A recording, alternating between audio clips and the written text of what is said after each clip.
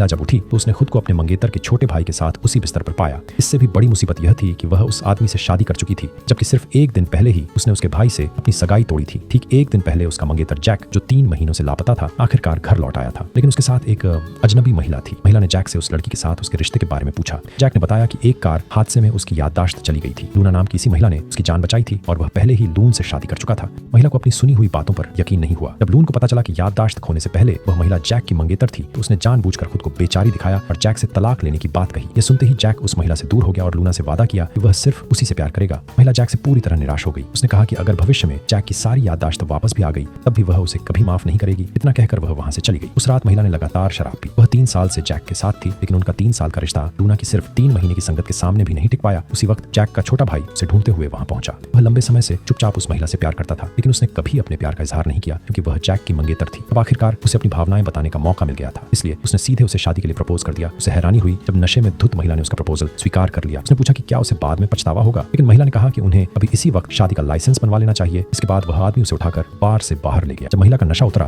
तो उसने अपने बगल में बैठे आदमी को देखकर हैरानी से पूछा कि वह यहाँ क्यों है। आदमी ने अपना मैरिज सर्टिफिकेट निकालकर उसे दिखाया। तभी महिला को पिछली रात की सारी बातें याद आईं। वह इस शादी से पीछे हटना चाहती थी, लेकिन आदमी ने उसे बताया कि उसका परिवार दिवालिया होने की कगार पर था। अगर उनका तलाक हो गया तो उसके परिवार को अपने परिवार के निवेश से मिलने वाली मदद भी होनी पड़ेगी। ये सुनकर महिला के पास मान जाने के अलावा कोई रास्ता नहीं था। आखिर इस शादी में उसके लिए कोई नुकसान भी नहीं था। कुछ ही समय बाद वह आदमी महिला को एक पारिवारिक भोज में ले गया। दोनों को साथ देखकर वहां मौजूद हर कोई हैरान रह गया। आदमी ने खुशी से ऐलान किया कि अब वह महिला उसकी पत्नी है। ये सुनते ही जैक गुस्से से भर उठा। उसने पूछा कि उसने अपनी पूर्व मंगेतर से शादी क्यों की। आदमी ने उसे ताना मारते हुए कहा, तुमने लून से पहले ही शादी कर ली है, फिर तुम्हें हमारी शादी में दखल देने का क्या हक है। बाद उसने अपने माता पिता से कहा कि जैक ने इस महिला को धोखा दिया और उसे बिना किसी सहारे के छोड़ दिया। अब वह खुद इस महिला का नया सहारा बनना चाहता था और उम्मीद करता था कि उसके माता पिता उनके रिश्ते को मंजूरी देंगे। उसकी बातें सुनकर माता पिता को भी उसकी बात बिल्कुल सही लगी। उन्होंने महिला का परिवार के नए सदस्य के रूप में गर्मजोशी से स्वागत किया। जैक को यह सब बेहद अजीब और परेशान करने वाला लग रहा था, लेकिन वह कुछ नहीं कर सकता था। अगले दिन जैक काम पर पहुंचा तो उसने अपनी डेस्क पर बहुत सारी गुड़िया रखी हुई देखी। उसके असिस्टेंट ने बताया कि ये सभी गुड़िया उसकी पूर्व मंगेतर ने भेजी थी। वह महिला हर दिन उसके साथ देर रात तक रुककर ओवर टाइम किया करती थी। इधर वह आदमी दरवाजे के बाहर खड़ा होकर उनकी बातें सुन रहा था। उसे डर था कि कहीं ये गुड़िया जैक की पुरानी याददाश्त वापस लाने में मदद न कर दे। अब वह खुद को रोक नहीं पाया। वह एक कार्डबोर्ड बॉक्स लेकर अंदर आया।